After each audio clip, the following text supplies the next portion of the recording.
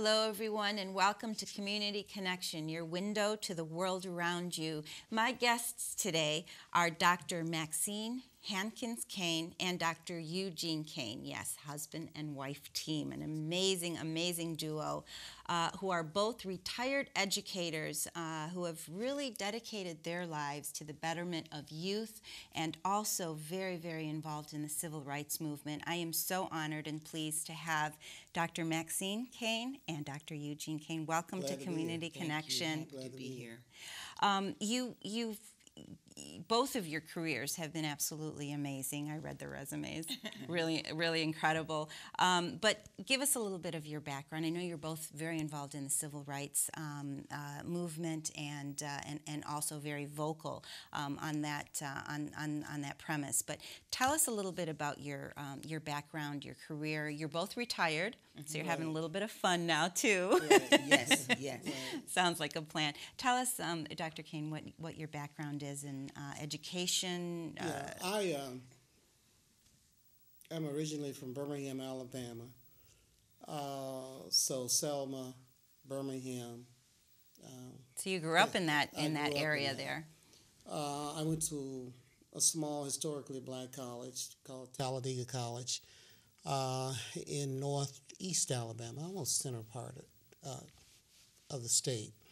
And from there, I came to Detroit with the idea that I would save enough money to go to law school, but that never materialized. And I wound up subbing in the Detroit school system and worked about 5 years in the Detroit school system and left. Went to Wayne State as an instructor. Oh, my alma mater. Okay. And during the time, well, I got my master's pretty quick, almost 3 years out after I graduated. One of those overachievers. Well, and have anything else to do. And so I was an instructor at Wayne State, and one of the courses I taught, and some the folks in your audience might have been some of my students, was a graduate course called New Perspectives, Teaching the Black Experience. And I taught that for about 2 years and left.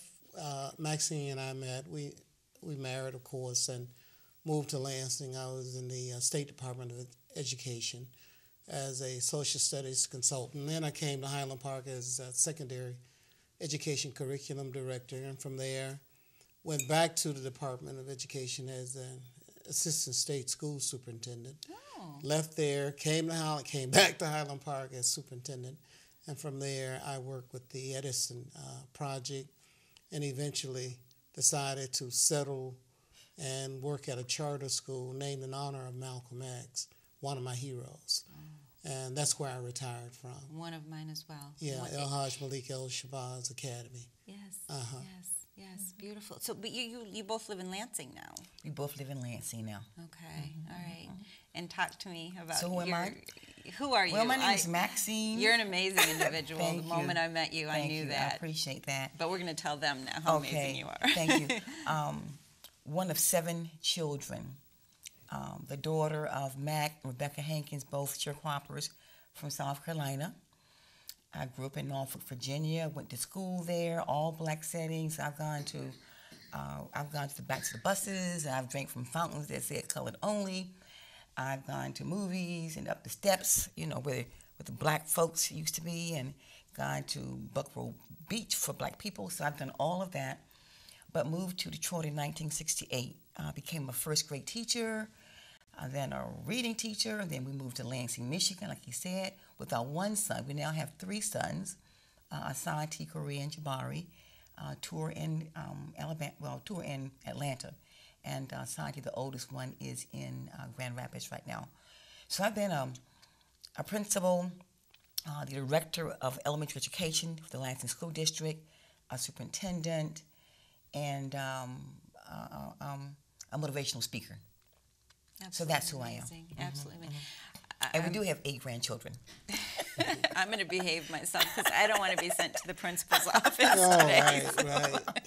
Yes.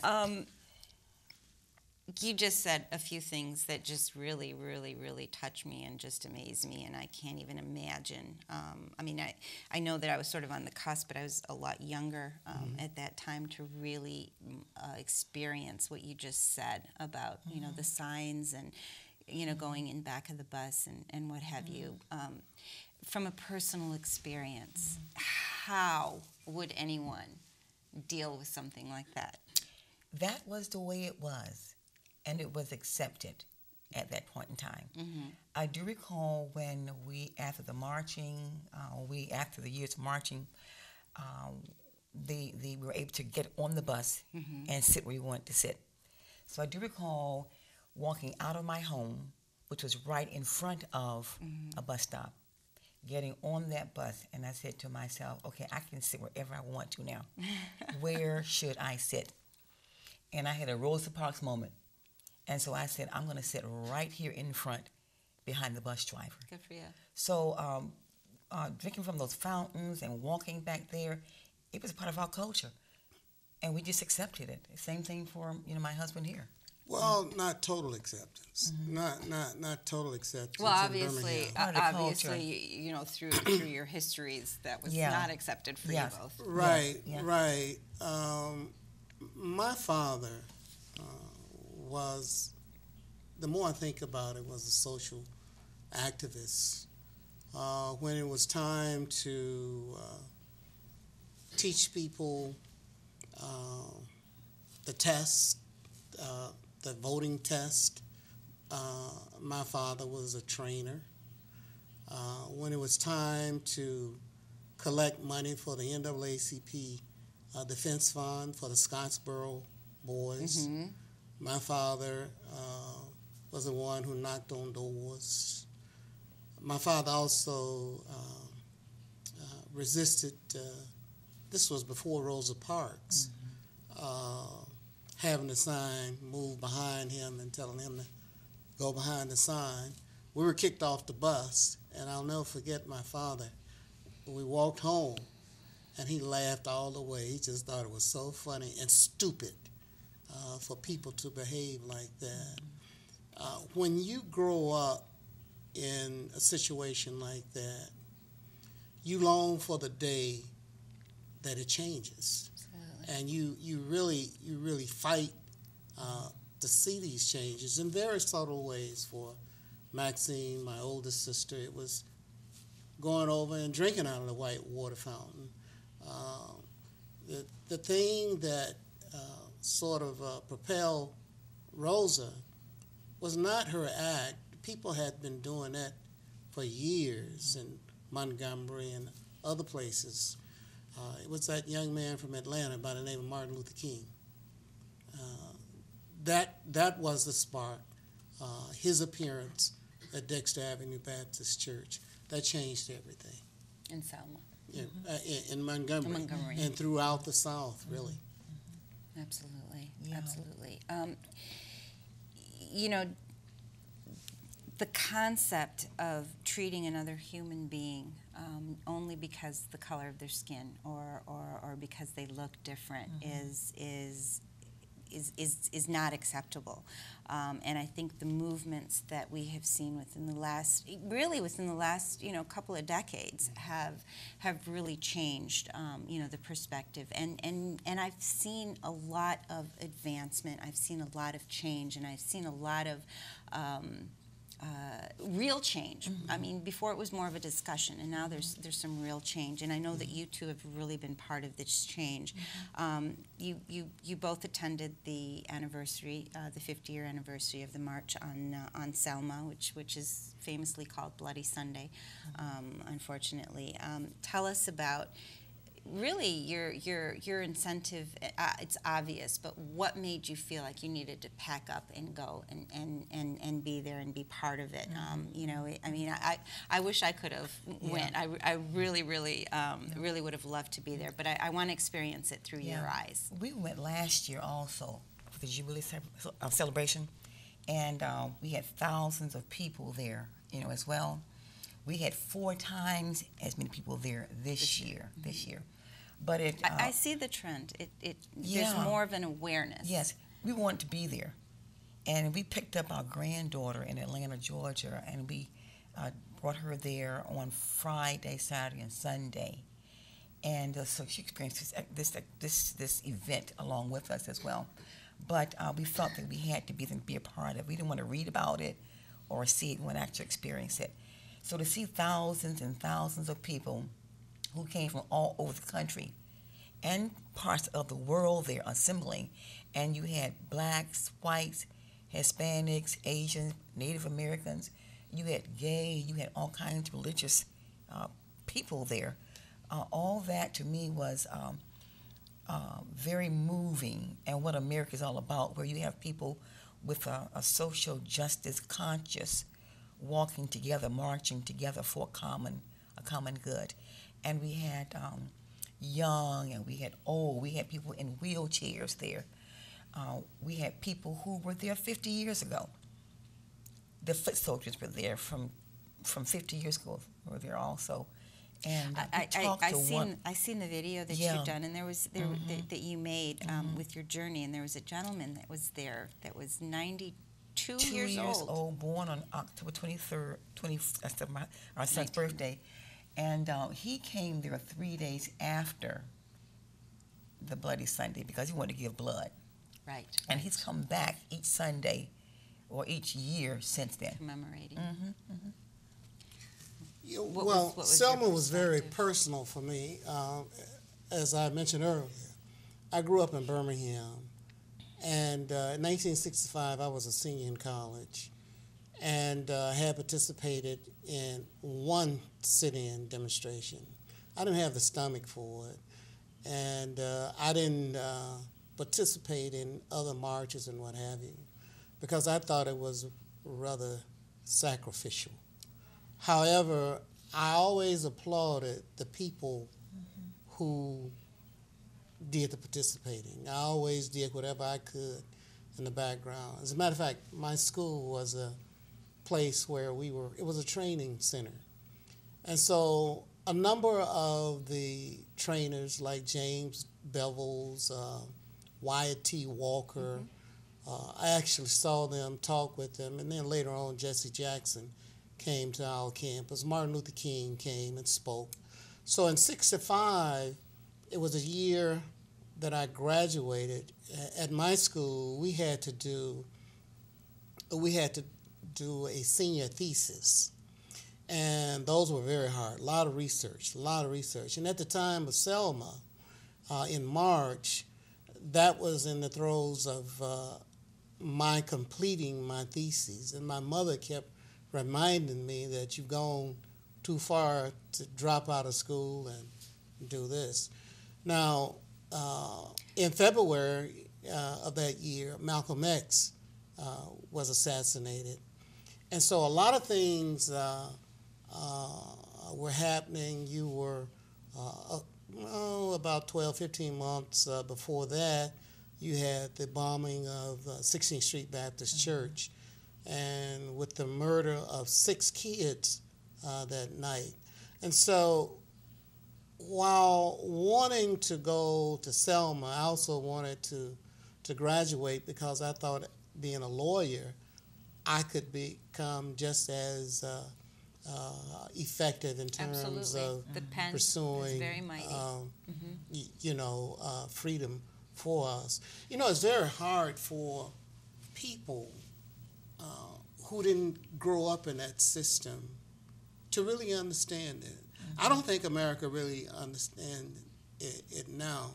I remember when they were talking about apartheid, and you had to carry a green card. It was no different in Birmingham. The black men, largely men who worked in steel mills, you had to carry a card because if you worked 3 to 11 and the buses stopped running at 11:30, you had to walk home, and you had to walk through white neighborhoods, and you better have a card. Or if you didn't have a card, they could sentence you to the jail, and the jail would rent you out. See, a lot of people don't understand that, even today. It would rent you out, you being a prisoner.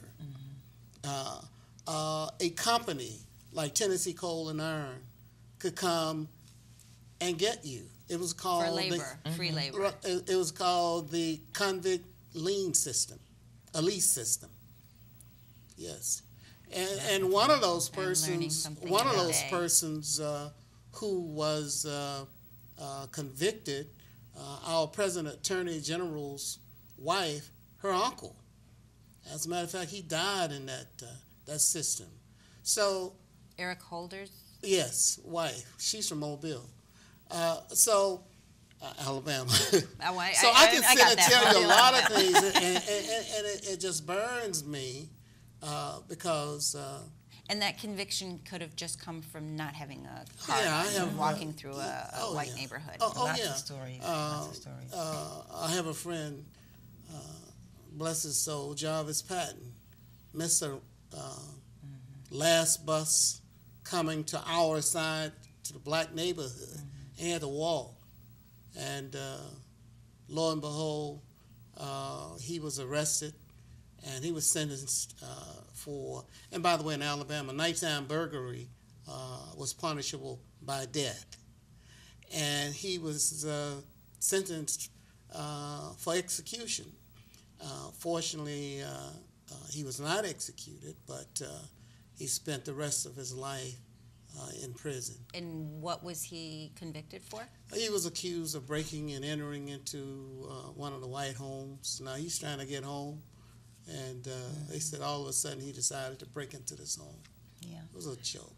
What bothers me even today is I wonder how people feel who were white and viciously yelling at blacks, calling them names, niggers, and we don't want to see you, and that hate that you see in their faces.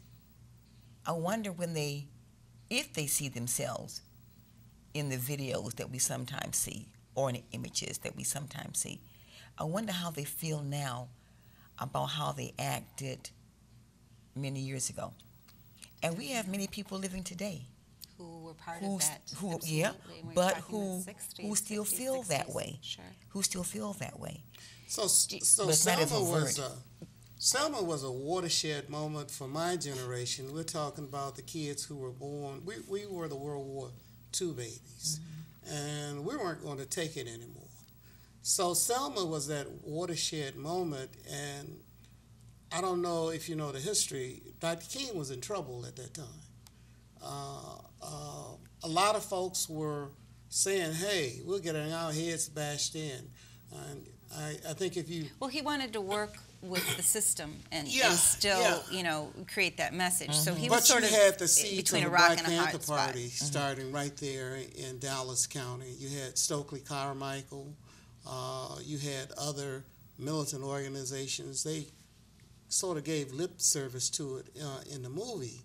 But one of the things that I have gotten out of my 3 trips to Selma, and especially this one, was how brave these people were, black and white. Lewis, there were 3 who lost their lives, 1 black, 2 whites, 1 woman, of course, from Detroit, Wayne State. Louisa? Yes, Viola student or Louisa. what have you. But each time I've gone there, I've learned so much. For example, I was under the impression that once they were beaten back across the bridge, that was it. And what I learned was at Brown Chapel, the church where they assembled the march, that there are some project homes behind there. They beat those people all. That's about a mile. It was, constant beating. And my oldest sister, who was at Stillman College, a group of them came to participate in the march. And by the time they got there, with all the confusion, they had already tossed tear gas canisters and what have you. So their drivers and their instructors told them to get back on the bus.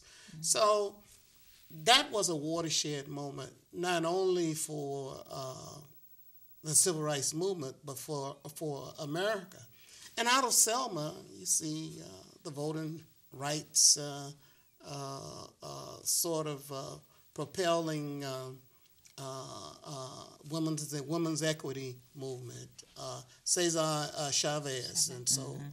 Mm-hmm. So you see a lot that, as this poster says, it changed America. Mm-hmm. I want to mention the fact that they're trying to change the name of the Pettus Bridge to the Jimmy Lee Jackson Bridge, and that's because of the symbol. He was a member, the head member, of the KKK.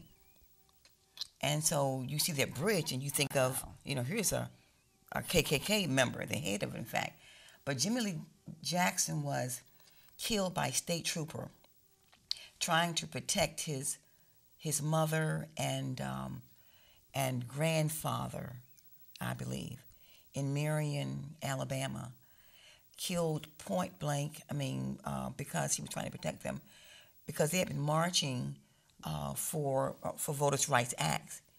And at that time, shut out all the lights in the city and forced them into restaurants and places of hiding. And the state trooper found him and his mother and I think grandfather and shot him and killed. So they're trying to name this bridge after Jimmy Lee Jackson. Wow. A foot soldier at that time. All of this really happened in terms of civil liberties, civil rights, voting rights. What is your take on what is happening now, right now? Just very recently we had issues with voting rights, and you would think after all these years that we could figure it out and make it right. Mm-hmm. What is your take on things now? Has it changed? Have things gotten better? Have we gotten to a point where remembering this is a memory rather than an action item at this point? I was raised by my earlier years by my grandparents about 45 miles from Selma. As a matter of fact, Highway 80, the walk from Selma to Montgomery, actually passes my grandparents' church and their grave sites. As a matter of fact, I took Maxine, well, she had been there, and friends by to pay honor to my grandparents and great-grandparents are buried there. And it was ironic that the great-grandmother, born in 1862, died 1 year after the bridge crossing. So I found that rather ironic. Mm-hmm. It's really sad, but expected. All of this is about power, the ability to control. And so one of the things my grandparents used to always say was that the devil is always busy. He never sleeps. And every time you make that what you consider progress, there are others out there who are making sure that there ain't no progress, mm-hmm. that it's actually a step backwards. Mm-hmm. The voter ID laws, the anti-immigration sentiment, the Dream Act, the Dream Act, or we hate anyone with a Middle Eastern surname or what have you. All of that is negative. So that's not why Maxine and I and other folks out there. That's why we must continue to fight for social justice. And it's unfortunate that the party of Lincoln is the party that seemingly has identified with a lot of these clandestine activities. That's unfortunate, but it's all about power. Mm-hmm. And once we get beyond that, and I think as America changes, I think the next election, for the first time, the majority of voters will be non-white. the potential voters. Yes. That's going to change Statistics America. is showing that Yeah. we are getting more of a being more of a Right. melting pot. Yeah, Right. one of my concerns is the fact that lives are lost. You know, blood was shed to give us the right to vote. And today, I see too many of us not exercising that right. In the last election, what, a third of the people came out to vote? Absolutely. And if it rains, for heaven's sakes, I think there's no excuse for anyone to stay home after all of our ancestors have gone through and not exercise their right to vote. So voting needs to be taken seriously, It's the voice. and so does education. Absolutely. To many of us, those two things, we have to realize that education is a major key out of wherever you are. That's the only way to change Absolutely. things, to And get we to have be to- part of the landscape, to actually change what's happening. And I believe in the marches, and I believe in voicing your concerns and on a loud playing field. But education, and I do believe sometimes the pen is way powerful The than power of anything the else. pen. Absolutely. And through education opens doors, and those doors that are open make you inside the system, so you can change it within, and so that message is so vital. And voting, I mean, that's our right. It's a privilege, and it's a right, and we all have to exercise that to make a change and to make a difference. Absolutely. We have seen so many changes. We have an African American, a black president. I was actually there when he was announced, and I had my daughter there, and we cried, and we thought, oh my, this is so amazing. And I think having had that in our history is something that was a milestone, and we've changed the landscape. I really believe we've changed the landscape. Regardless of what he's done or how he's perceived, we've changed the landscape, and that is what it's all about. And voting and making sure that we have our human rights, not just the social justice and the civil rights, but human rights. And I think that's what it's all about.